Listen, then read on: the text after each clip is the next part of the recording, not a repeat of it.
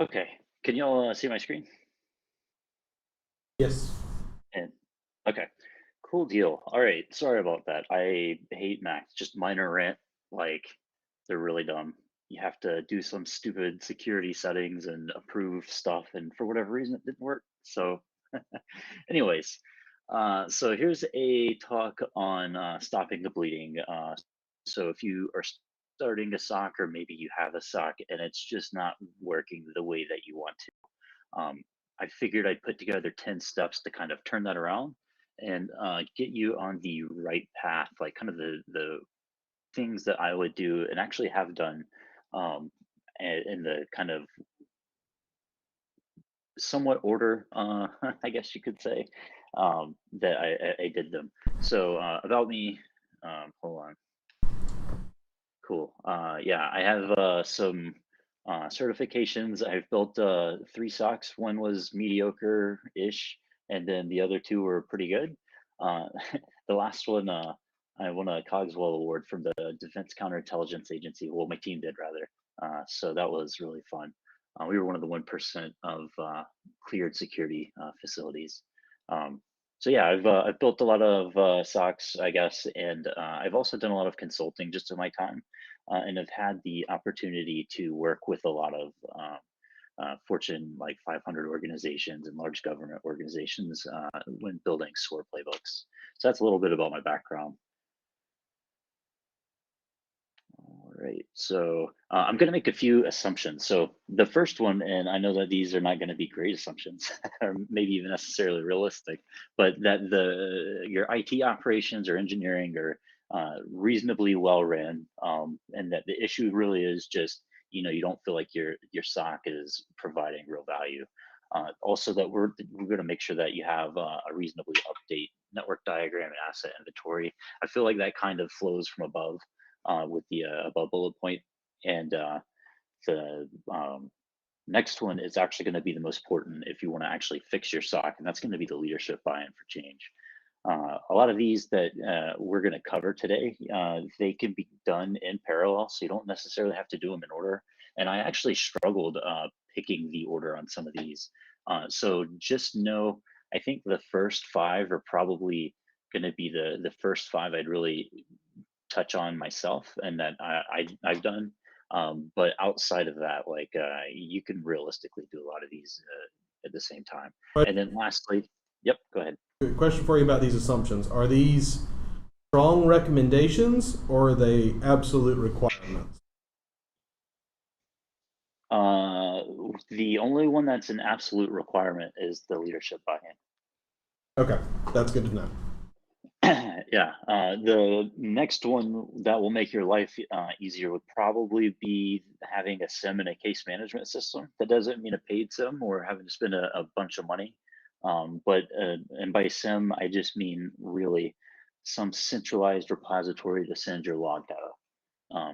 You can call it data lake, whatever you want to call it. But those are going to be the big ones. The other two, they'll help, but I guess those are going to be a bit out of our control. And when you say case management system, are you talking about something like a SOAR platform, something like so ServiceNow has a security incident response module, or are you talking about something like what's built into QRadar, which is like basically their list of offenses? Which I don't know that I would call that last one a case management system per se. uh, Kind of like a SOAR would probably be your best example of a paid tool. I think the last time I gave a talk, I had mentioned the Hive, and I'm going to show a picture of that just because that was an open source one that I've used, and that I know is used fairly commonly in the MSSP world. And then Jeff had also mentioned there's a new one included in Security Onion. I forget what it's called, but it's now that Hive is going to a paid version. There's some other one in there that people are kind of pivoting to.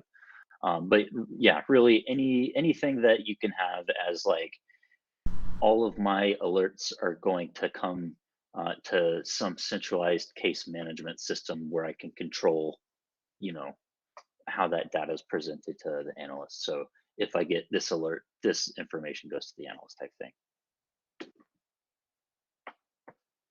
Cool. Um, Next. So I touched on this last time. Oh man, this is not aligned. But the mission statement is the most important piece for your SOC. And what you're going to want to do is actually sit down and with your leadership and determine what your SOC is actually going to be responsible for. So one of the ways that I approached this at a gig previously was I essentially just sat down and said, "Hey, look, the SOC is seriously having problems. We all know that. Let's define what we want to accomplish so that I can say, hey, this is what we're going to do to fix our problems." So um, the most kind of generic ones and what you'll typically see are things like continuous security monitoring of the network, investigating and responding to set issues, managing the vulnerabilities. So managing vulnerabilities doesn't necessarily mean being the ones to fix said vulnerabilities as much as it means tracking them to completion to make sure that once vulnerabilities are identified, they're properly prioritized and then remediated, type of thing. Um, and whenever I say responding to security issues, this one will actually catch you too. So let me define that too before I forget. So if you've ever tried to purchase an MDR type service, you'll always notice, or they'll always have a managed detection and response. And a big mistake that people assume that response is incident response, and that's really not the case. They typically mean responding to the alert, as in we get the alert, we verify that it's a true positive. Here you go to go do the incident response to it. And that's kind of what I mean in this case. Typically IR will also be included in a SOC, but for smaller organizations, a lot of the times what will happen is the SOC will identify, hey, this is what happened on the systems that were impacted based on this data. And the reality is the engineering teams will typically rebuild them after they've identified what happened on said systems. It's rare that I've seen places really kind of find malware on a system and then kind of just keep it running as is and try and remove it. That's not always going to be the case. Or by saying that, there might be times where that might be what you have to do just because of some critical system where you can't have downtime. But that's typically not what I've seen in the reality. So that's kind of what I mean by responding to. So basically managing kind of potentially doing the containment procedures, which might include things like dropping the device in isolation mode through your EDR, or maybe even banning a particular hash in your network. So if you see maybe a maldoc gets executed, you block that hash from your entire network. And now if anybody else gets it, they can't open it, type of thing. So that's kind of what I'm talking about.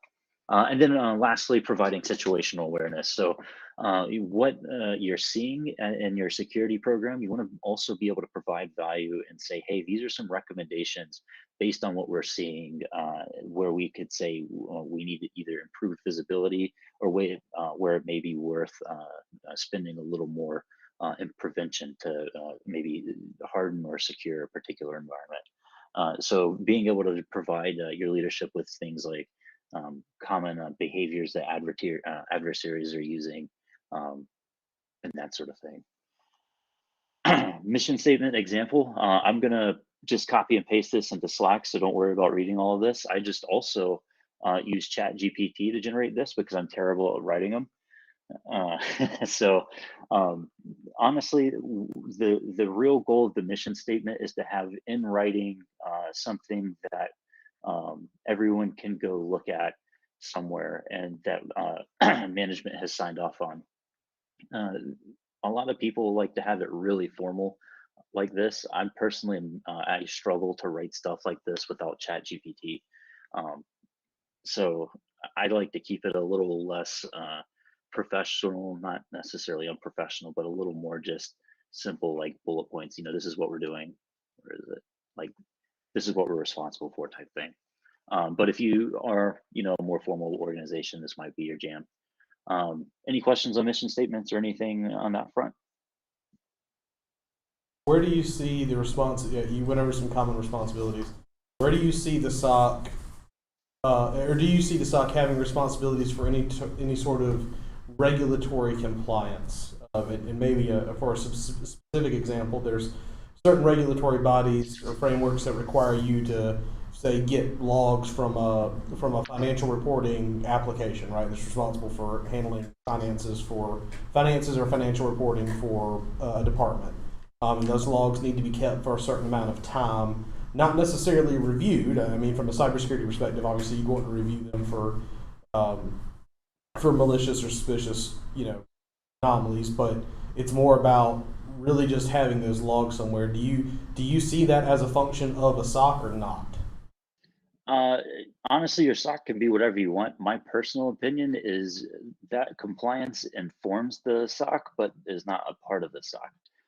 So you could technically have your compliance people working in the SOC, especially if you're a real compliance heavy industry. But when most people think of a SOC, it's typically where the security monitoring alerts and investigations go, or potentially the management of the actual applications that they're doing. But that also could include, insider threat and fraud type use cases. So maybe your SOC might track those. Like, so if you're working for a retail environment, tracking gift card fraud, for example. Um, it can really, like I said, it's up to you, your organization. My recommendation would be to keep it separate, because one of the problems that you'll run into, especially early on, is and why and a kind of a reason why I hate the term SOC is if you have everything security related all under the SOC umbrella, it becomes any security problem or issue that comes up. Oh, that's security that goes to the SOC, and then your SOC starts getting away from its core mission. Um, so it's really up to you and your organization. My personal recommendation is actually not even to have a SOC, but if you're going to have a security monitoring program, just call it your I don't know, your security monitoring program or your detection and response team or something. Um, and then have specific names for your specific teams. That way, it's kind of clear who's responsible for what. But that can be a little difficult when you have a smaller team. That makes sense.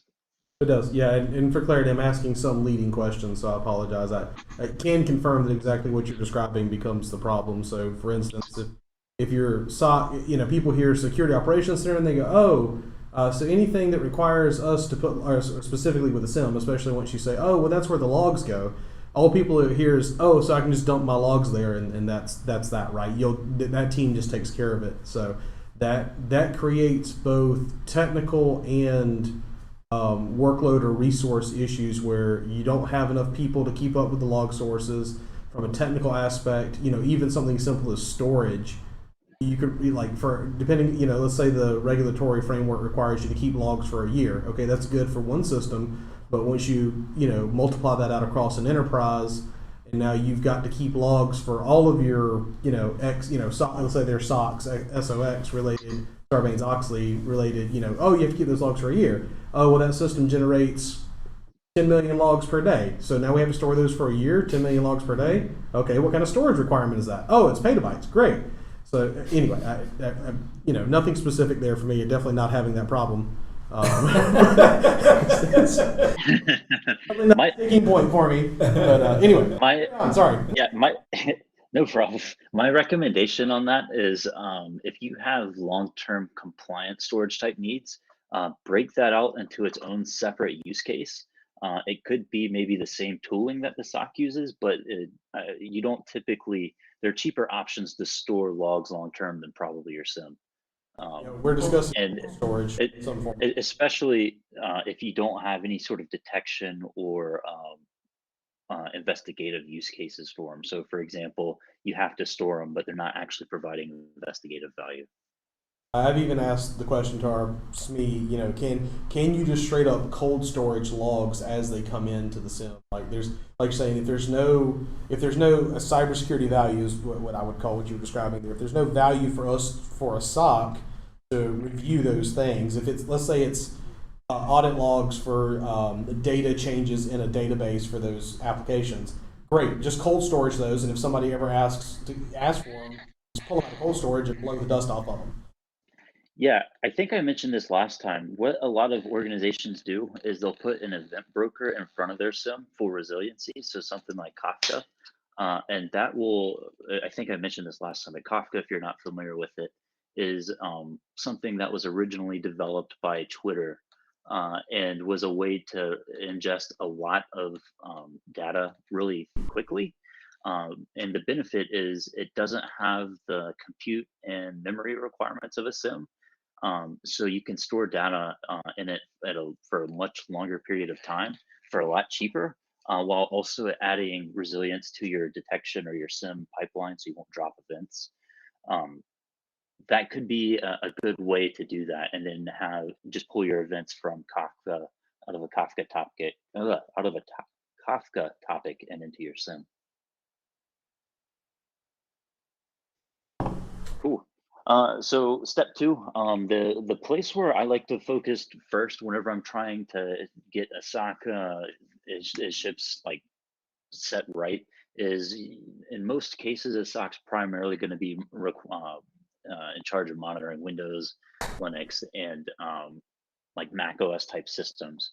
And with that, the most useful or artifact that you can really kind of focus on in the beginning, or the one that has the most MITRE attack coverage, is going to be new process execution events. So, for example, if you have CrowdStrike, that's the only thing you can even write custom detection on is due process execution.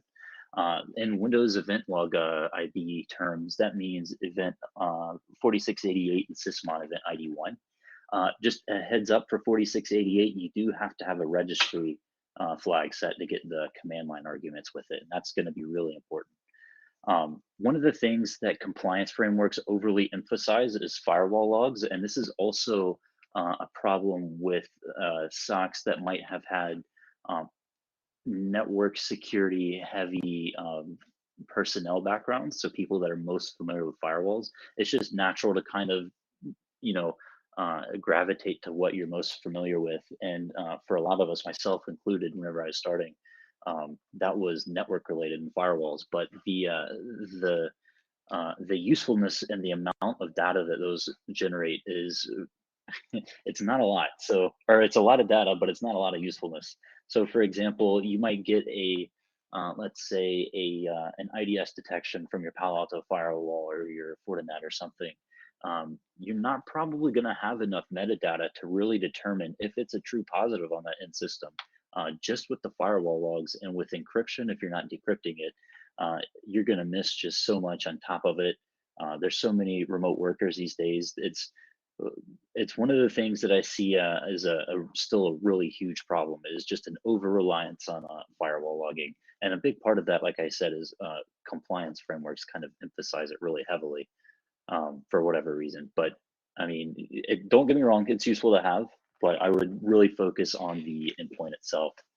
And then you should prioritize getting visibility on all your end systems. So um, you don't necessarily have to have agents anymore for Windows. They have the Windows event folder built into the Windows host. So if you have like a department or something that just does not want to install another agent, or maybe even any agents on their system, that's no longer an excuse to not get the data from that system. If you really still get any kind of pushback on that front, the one thing that I found most useful is just creating like essentially a risk acceptance form that tells them they're going to have to investigate it if they don't send us the data to do it. And that typically, Am I allowed to say preach or amen after anything that you're saying? Because yeah. Well, I put this in here for reasons and to be helpful. I've been in these positions, trust me, so I know the pain point. That's kind of why I'm really calling them out. So yeah, there's no longer an excuse to not get this data. Built-in Windows events, you're going to collect anyway. Um, at least if you're not going to send them off somewhere, and I'd recommend doing this either way. I would recommend increasing the size of your Windows event log storage. I think by default it's something really small, but I would jump it up to like a gig in space now that storage is so cheap on end systems, and that'll just be great for if you ever get popped and maybe you don't send all of your Windows event logs to your SIM for cost reasons. Just something to consider. Um, The next one is proper role onboarding. So the next biggest mistake I see are people just go in and turn on anything that creates any kind of security alert goes to the SOC, which then requires them to investigate it. And what will happen, and I've seen it dozens of times, is you'll have a SOC that has 1,000 alerts in its backlog. Um, it's just people don't know. They're never finding true positives, and honestly, it just becomes not really useful. You become almost a middleman of just saying, "Hey, I got this alert. Um, you go deal with it and engineering team." And that can just be done with an email. So, what was that? Amen. Yeah. So, uh, what I recommend, and this is going to be something that'll be a little more difficult to convince some organizations to do, but if you have a huge backlog of alerts, just kill off and just say, hey, we're not doing these anymore. These are, we're going to call them stale alerts. They're just really um, low fidelity. We would are going to spend our time doing more high fidelity type work. If you just can't get the buy-in to kill them off, potentially word it as, we're going to turn these alerts into threat hunting data, and kind of focus our actual alerting on our initial rules that we onboard. Because some people get really hesitant when you say your sim has one, two, three, four rules on it. But it's much more useful to have a sim that has some really well ran use cases that have some fairly good true positive ratios than one where it's almost becomes useless, where you just don't have um, what you need. Essentially, it just becomes almost like the Wild West. And then some of the common ones that you're going to kind of probably start off with, obviously phishing emails. The generic malware one I want to call out specifically. And I also put AV and next gen AV and not EDR specifically. So uh, when you're looking at endpoint protection tools, there are actually typically two plus parts to them. You're going to have like an endpoint protection tool, which is going to be kind of your quote unquote machine learning next gen AV. Maybe it has some hardening capabilities in it as well. And then you're going to have your EDR type tooling potentially bolted on or built into it, where it's then streaming out events for either to your SIM or to some EDR console. So what I'm talking about in this one would be just your generic. David, Hold on one second. All right, you just fell into a garbage disposal. did your cat get your mic? What happened? Put the blender down. Walk away from it.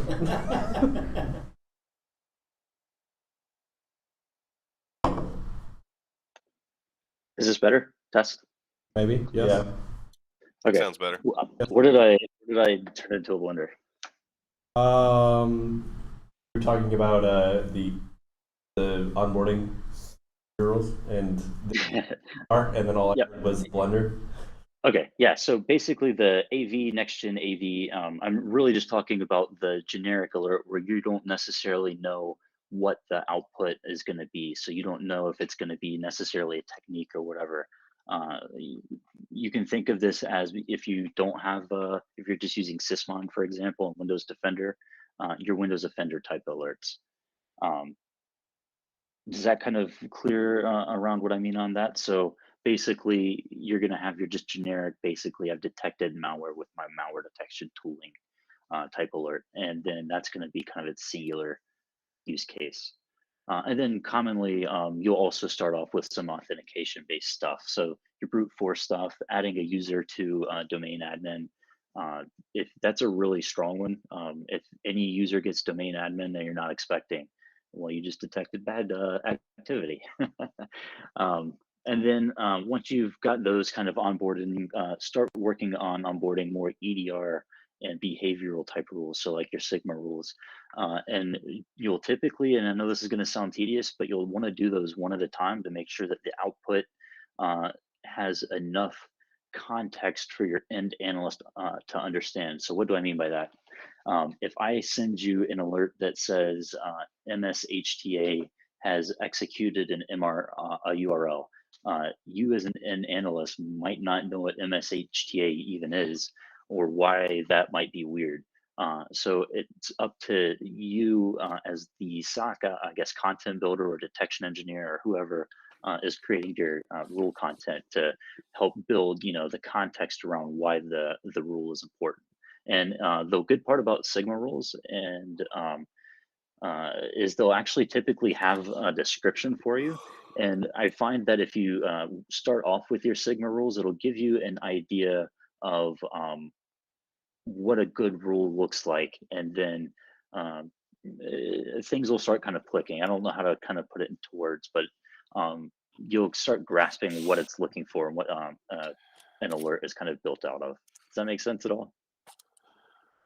Yeah, it does. I'll say for those that use off the shelf or have the funds in their organization, QRadar has built into it the MITRE attack framework and can kind of help you in some of those ways. It'll give you a heat map of the MITRE attack framework and where you have rule coverage and that sort of thing. And obviously, there's a lot of rules built into QRadar off the shelf.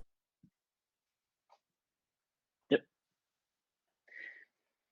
Okay, so then this is an example of kind of what I'm talking about. So like this would be a case management system to Hive. This is actually a really old version, so it doesn't even look like this anymore. But this is an example of where I'm talking about like you would develop the end content that the analyst would see. So your case management will get, your end event, whatever that is, and then will display some sort of information about the alert to the analyst. Does that make sense? Everybody on board? So far? Cool. All right, proper playbooks. It's not going to scale to make a playbook for every single rule. To give you an example, where I'm at now, we probably onboard 20 plus rules a day, if not more. And the idea of creating a well-written playbook for every individual one is just not realistic. And you'll also find that the steps are largely the same. It's just a matter of figuring out what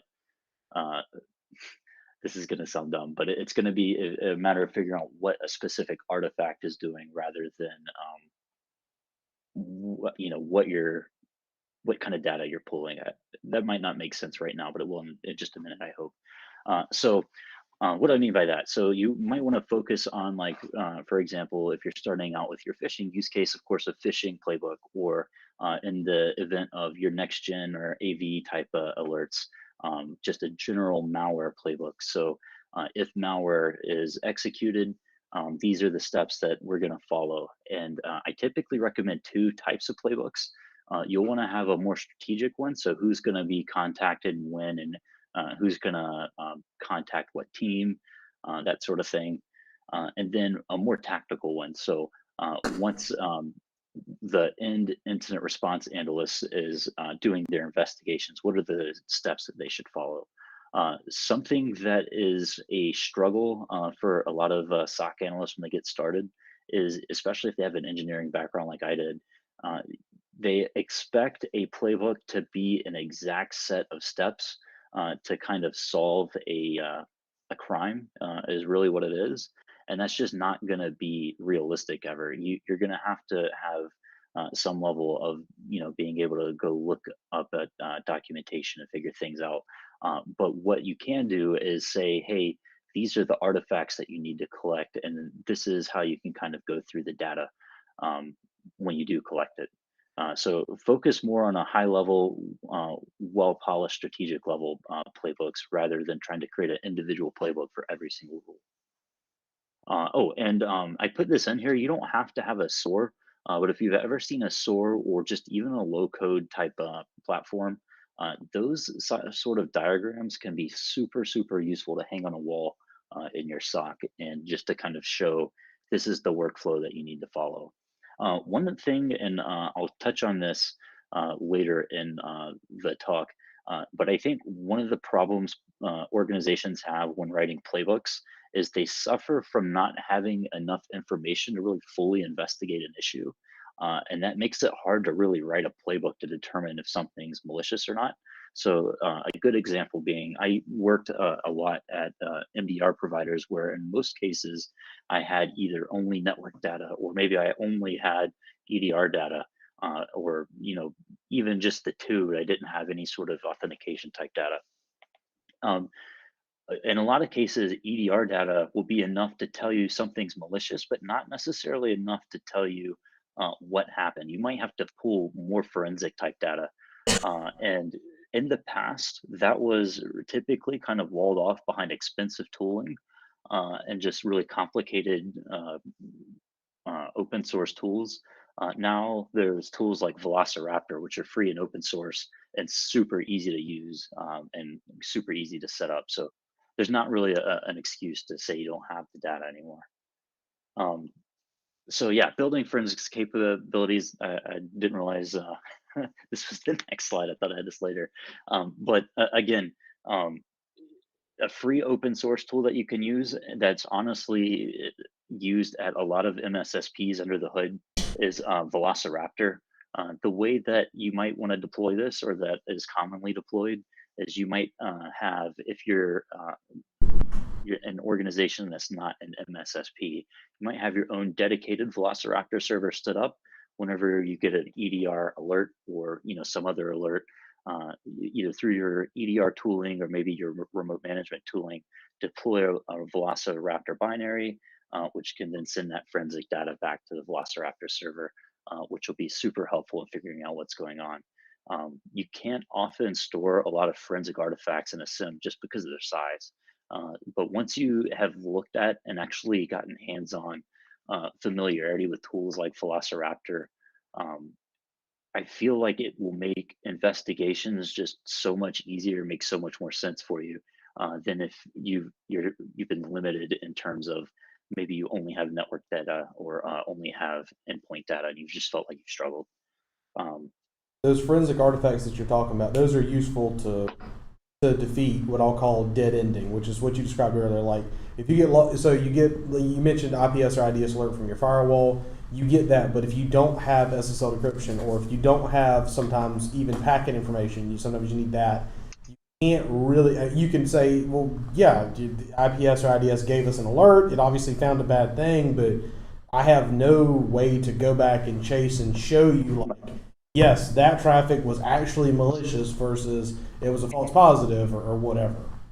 Yeah, that's my biggest gripe with network security monitoring today is just what you said. They send you an alert, but you don't have the necessary metadata to go back and investigate unless you're doing full PCAP or you're running something like Zeek, in which case, like, why are you having to run a second intrusion detection system on top of your first intrusion detection system?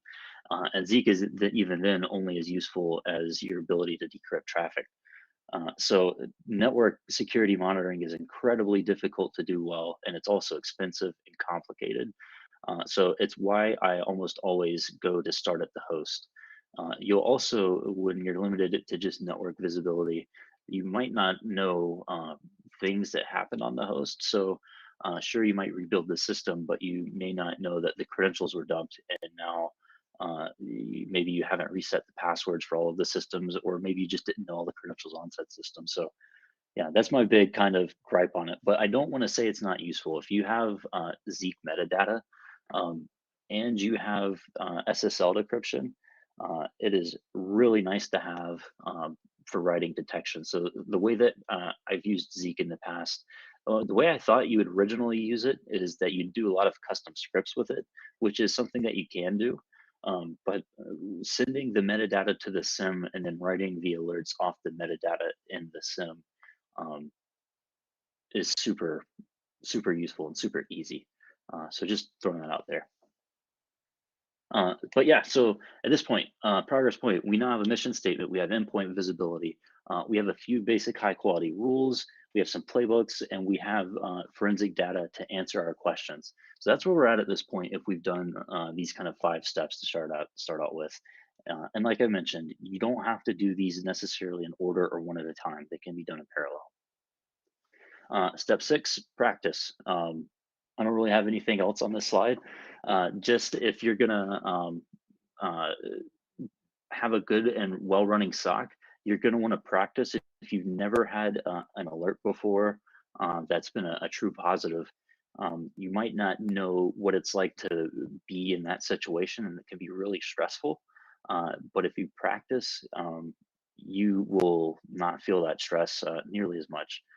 So make sure you practice, and if you're not detecting very much early on, that's fine. Just practice as if you do. I've given another talk, and I think I've written a blog post about it. But you can use something like MITRE's Caldera to kind of set off fake alerts in your environment in a safe way, to help kind of teach your SOC and to help practice and build up. What if this happened? How would we respond? And actually kind of walk through it as if it were real. Uh, any questions on that? No, but I do have a question about something you said earlier, and as the topics sort of get more abstract, I feel like it's not going to come up later. Which Okay. is, you made a comment about your like dislike of network security monitoring, but then you talked a lot about your host-based monitoring. Yeah. Where does it fit into a SOC like that NSM is good, or like the reliance on endpoint monitoring versus actually using network security monitoring, not like firewall IDSs, but like a true NSM solution, or even something like Zeek? Uh, just to make sure I understand the question, like when is it more maybe appropriate to use that versus an endpoint solution? Yeah, Like if you had to have one. or how does it roll in? Like, are you saying that like endpoint is more important than like NSMs? Comes to If you have, yeah. So the way I would put it is you're going to have probably limited storage in your SIM just based on the cost, really. So if you have to prioritize data, endpoint data is going to be the most useful to get in, bar none. And it should be prioritized. If you have Zeek data or even Suricata or just whatever data, that can be useful to then benefit that or kind of aid in the host investigations. So, for example, let's say I have an EDR tool or Sysmon, some way that I have visibility into that end host.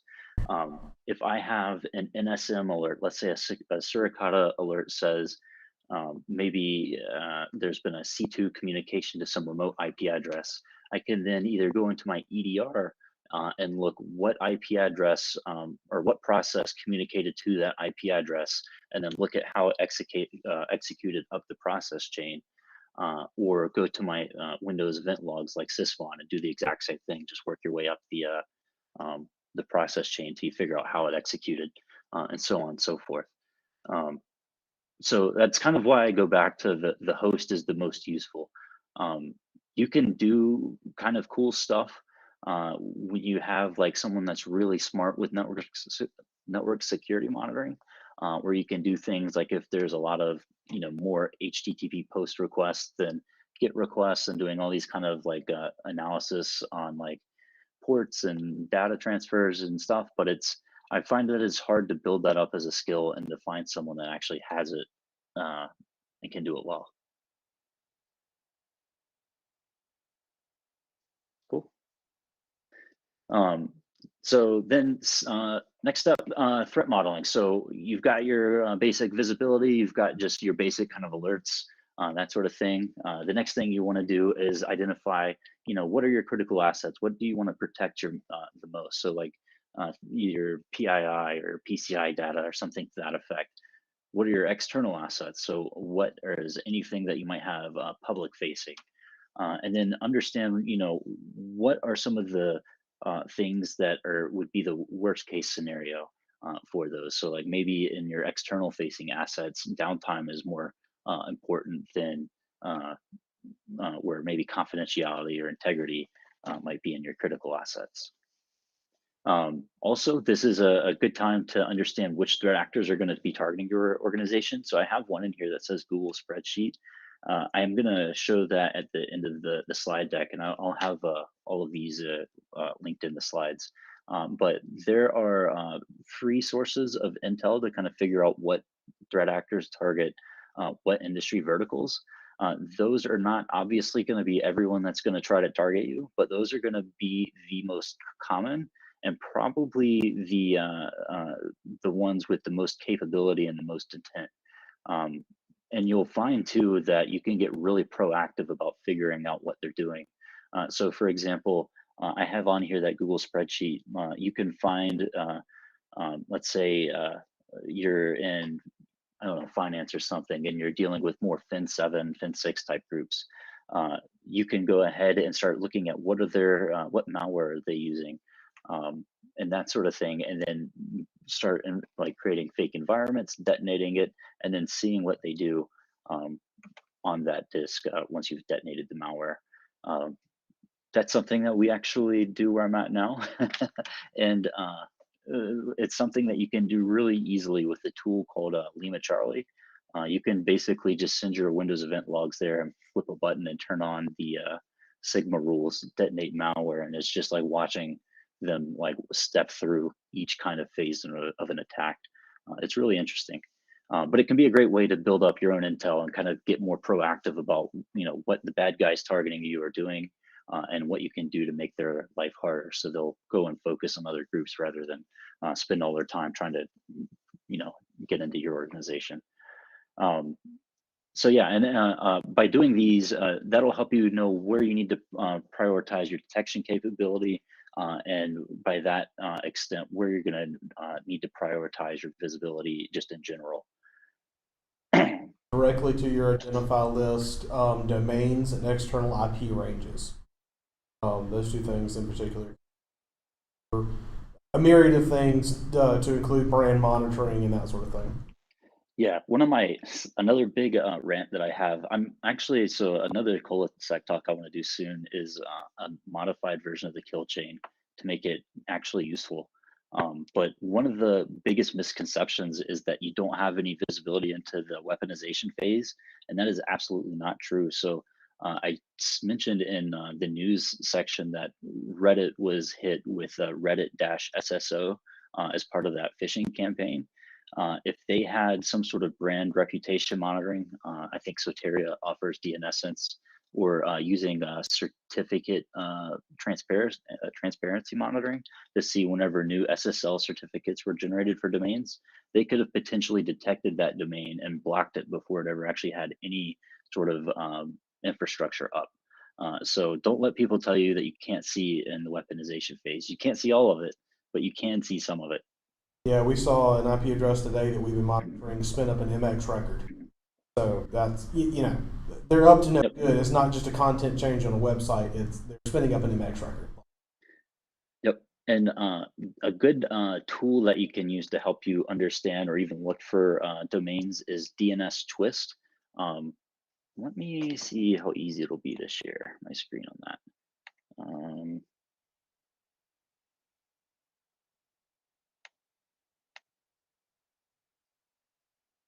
So hold on.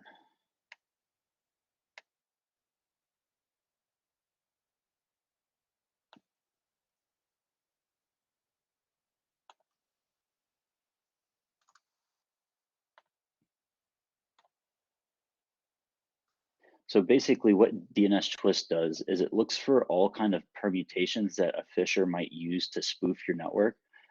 I think someone mentioned like Apple had one that was an I instead of an L, but it will look for just all kind of permutations and if they're live or not. So this can be a great way to look for ways to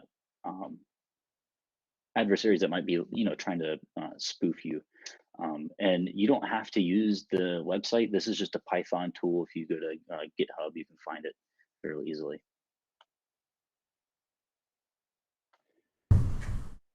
All right, almost done. Whoops. Next, onboarding new detection capability. So I really struggled on if I should put this slide or the new visibility first, but I really kind of came down to your detection almost guides your visibility and to some degree. So I get a lot of questions, or I've seen a lot of questions around looking for uh, like logging frameworks or even requirements. There's not really going to be a great way to do those because the way that people. Let me yeah, I'll leave this for the next slide. But the what we need to as an industry shift our way of thinking from, um, what are the exact kind of things that I need in terms of um, specific logs, and think of what are the actual forensic artifacts that I need. I know that sounds like it's the same, but it's actually different. So to give you an example, thinking in a more abstract way, rather than thinking of, what Windows event IDs do I need to collect, it's better to think, I need to collect process execution, I need to collect authentication type stuff in a more generic sense. And then what that'll help you do is it'll help you go through and figure out how you get certain data rather than limiting yourself to data that you might have.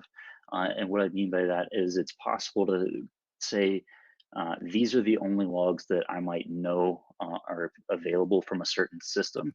Um, and you might limit yourself on the potential data that's really available. So you might, for example, have an ability to query some API on that particular system and pull extra forensic data that maybe isn't there by default, and then import that into your SIM. Or potentially on a host-based type example, maybe you have, let's say it's a Linux or something, you have some file that might get updated, and you just want to cat the contents of it and then send that to your SIM in some cases.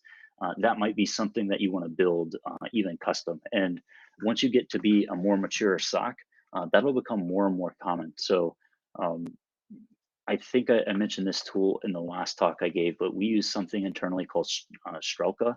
That's a tool that Target actually developed, and essentially what it is it's a part of Security Onion now, but it allows you to scan files at scale. And the long story short of it is we constantly build new scanners into that to be able to get the data that we need into our SIM, just because the data that we need doesn't exist from a specific tool. So kind of where I'm getting at that there's not really great frameworks to follow. There are some things that you can do. I'm going to skip this slide because that's really what it is. And we'll go back to the other one. But so yeah, essentially keep your collection requirements vague. Really more focus on, process execution, maybe network traffic. Don't limit yourself to specific log sources. This will also make it easier for if you're dealing with more modern dev teams that request something more along the lines of a user story for building or requesting some sort of, capability from them. Um, so that'll go a long way with them. And to really kind of tack onto that, there are things like Swift's on security sysmon log kind of configuration for Windows, which is a good place to get started for Windows logs. I'd really recommend getting to learn sysmon because the Swift on security config does filter out quite a lot, and you might want to log some of that stuff, or maybe you have the storage to log it. So I do recommend actually going through and learning it.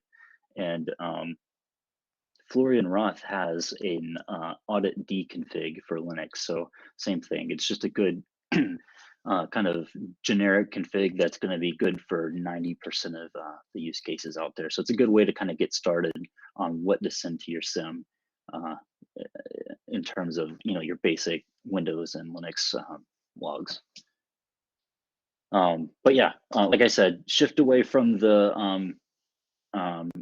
thinking about what logs you need and shift to a mindset of I need X data and how do I get X data. Another good example of how I don't necessarily use an EDR to do all my endpoint detection. It might be the case if you use something like Tanium, that Tanium might have a feature or be able to collect some sort of log that your endpoint maybe doesn't have the ability to. So, for example, Tanium has the ability to kind of run scheduled kind of, I guess you could say, task almost that'll pull certain types of data, do memory scans, that kind of thing with YAR rules. Um, so really think about what the data is that you need and how you can get said data, then um, thinking about specific logs. I hope that makes sense. And then to go back, detection capability. So Sigma rules are a great place to start. I really like them because as you're onboarding them, you'll get a good idea of what makes a rule and like the purpose of rules. Uh, so I really recommend, if you're not familiar with those, giving those a look over. But it's a great place to start. Again, onboard them one at a time, and make sure you have high quality rules in place and don't suffer from just low fidelity junk that you can't respond to. Also, uh, detection engineering can be a really difficult role to hire for because it's a hard skill set to find, and then it's also can be expensive. So it can a lot of times be out of the reach of a lot of SOCs. I guess the secret I'll give you to detection engineering is understanding baselining, and you don't have to know all kinds of crazy math in Jupyter notebooks. Just eyeball it. If you let's say, for example, an adversary runs NL test, which is a Windows command that'll give you some network domain information. If you go through, just search your sim, see if NL test runs ever. And if it never runs, hey, you just eyeballed and baseline that rule. And if you ever see it, now you can go investigate it. So don't underestimate the power of eyeballing it. And just the power of baselining in general. So, for example, things that I would really recommend starting around would be your lol bins. So things like C script, PowerShell, W script, all that kind of thing. If you go to the lol bins project, I'll drop this in the Slack channel if you're not familiar with it. But if you go there, it'll have all of the Windows ones listed. There's one for Linux and Mac too. Um, if you get those lol bins baseline, you will have better detection coverage than 99% of organizations, just because you'll have an understanding of how an adversary, or you'll have a baseline of all the different ways an adversary can either execute code on your system, pull down code to the system potentially, or maybe even move laterally, or maybe not all the ways, but you'll have a most of them. It'd be really hard to get around.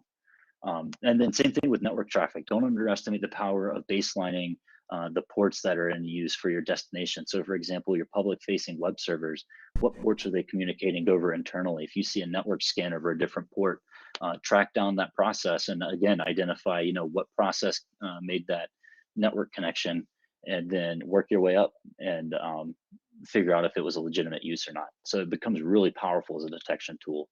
And then I think I mentioned this last time, read publicly available threat intel reports. The deferreport.com is awesome. If you have paid reports like CrowdStrike or Mandiant or something, those are also great. But read those reports. Those are going to be more helpful for learning blue team and investigations than almost any course. Oop, hold on. Can you guys hear me okay? Yep. Yes. Okay, sorry, I thought my mic was going to go out again. So be sure to read those. It'll be what will give you an idea of what the adversaries are doing. And I think I mentioned this last time here. Let me actually just show you.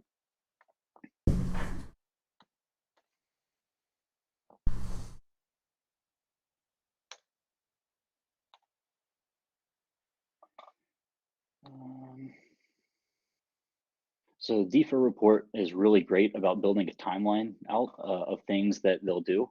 And the way that I would use this as a detection engineer, I would go through and see what they're doing. I just am for easiness sake, I'm just going to start right here under execution. Again, this is process execution, going back to being one of the most useful log sources.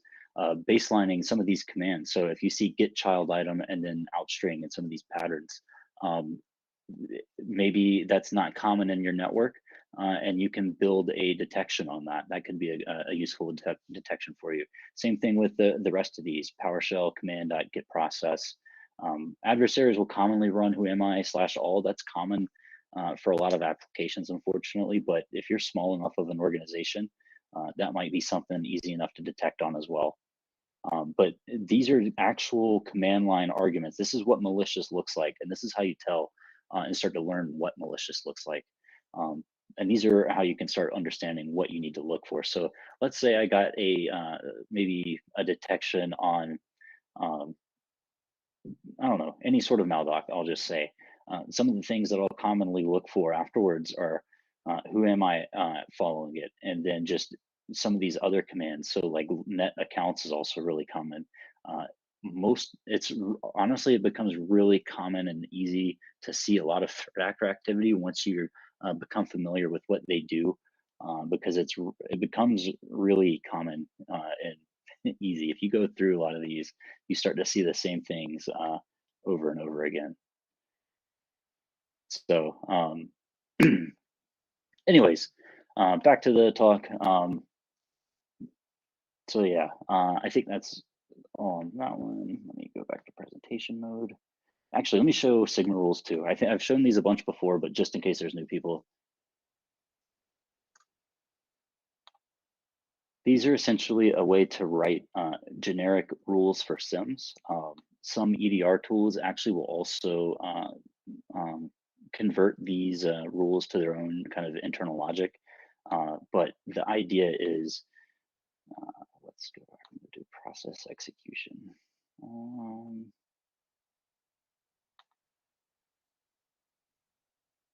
As you can see, that this is definitely the biggest one, and it goes back to just process execution as being one of the easiest ones to cover.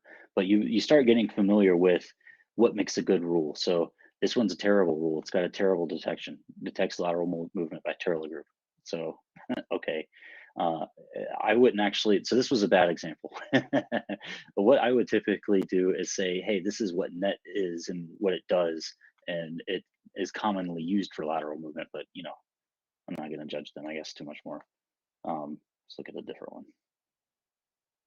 Yeah. Oh, whatever. So I picked a few bad ones at the top, but there are a few good ones in here, um, quite a few actually. So it can be a great place to get started whenever you're wanting to learn detection engineering and what doing detection looks like, as well as a great place to start onboarding rules. Um, back to the talk. Yeah, getting back to onboarding new visibility, aligning to the kill chain can be useful. I'm finding more and more that aligning to MITRE ATT&CK is really useful, but it can also be challenging just because of the total amount of techniques and the maintenance it takes to keep it up to date. But where it still is really useful is the high level tactics, or the TAs. So the reconnaissance and execution and so on and so forth. And then it's essentially just the kill chain in a more in-depth view. But where it'll be helpful is if you're consistently missing maybe the command and control phase, or the delivery phase, or wherever it might be. Using a framework like the kill chain can be a great way to get statistics to show your upper management, say, hey, this is why we need to get a new email security gateway or better visibility. And like I mentioned, the Linux and Windows logs, I have links to those, and work with your vendors. If you need a forensic artifact that you're just not getting from your EDR tool, I've worked on the other side for a tooling vendor, Palo Alto specifically, and I know that a lot of the other ones are just like this too. Now, just from having been on that side, um, ask them if that's on their roadmap, and then if not, get it on there. You'd be surprised at how receptive they might be to that kind of feedback. And then lastly, measuring success. So you need to have some way to measure what is success in your organization and what that's typically going to look like if you're a SOC manager. You need a way to measure success down. So what is going to make your analysts that report to you successful, and you need a way to kind of report up. So what are the metrics that you need to show that the SOC is successful, and to kind of show what kind of budget needs you may have. Some of the things that you can really kind of get started with, of course, I really hate the total number of cases worked. That encourages people to just go through them really fast instead of spending their time to investigate them properly. It's still something that you should track, but it's something that you should look for outliers on, rather than using it as a metric for capability. Another good one is just average case investigation time. If you see someone consistently has higher times, this may be someone you need to spend a little more time with. And then as a SOC manager, things like what are the most common alerts that I see, and then how can I reduce those? What are the places where I'm lacking visibility the most? So in the last 10 incidents, what was maybe the most common factor where I couldn't get some artifact. So having metrics like that can really help justify the budgets and the requests that you need for specific data. And I got the resources to this, the threat actor information, all that jazz. Let me show that Google link. Well, I guess I don't have it up. Let me open it over on a different page. So it's safe.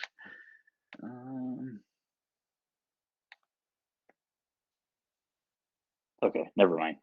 Essentially, it's a Google Doc or a spreadsheet that is pretty well maintained. I'm not entirely sure who maintains it, but it seems to be really accurate and up to date with a lot of our paid intel that I use.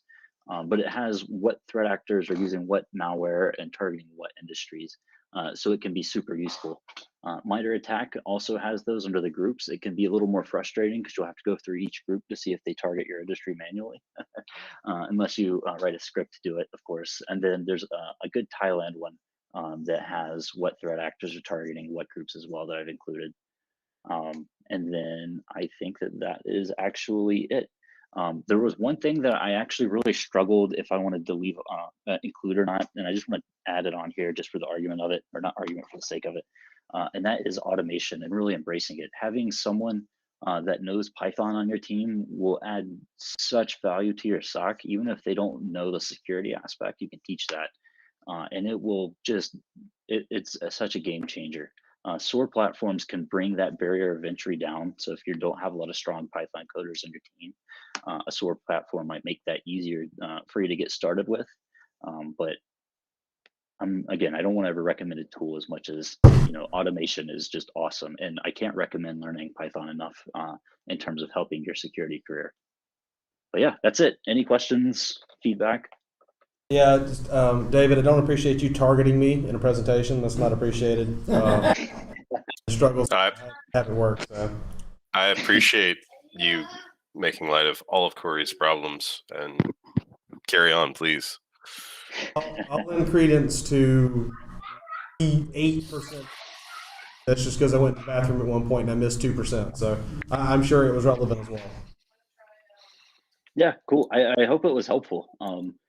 I'm really interested in feedback on this. So if you have it either way, let me know. I'm thinking about maybe expanding this and turning it into a talk for B-sides.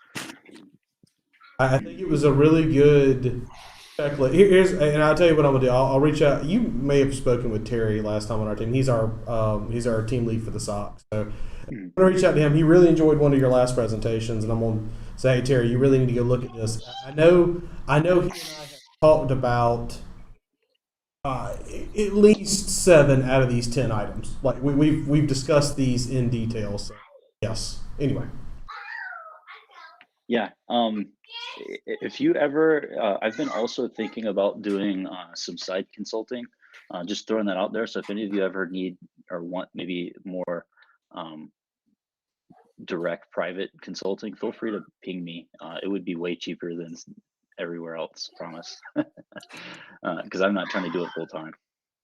I like it. Yeah.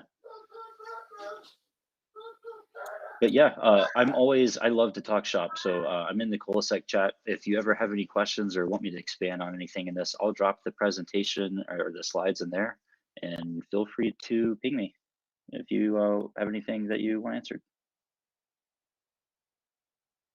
Got no questions in the room, so I think we're good here. Adam, you want to? Yep. Up? David, thanks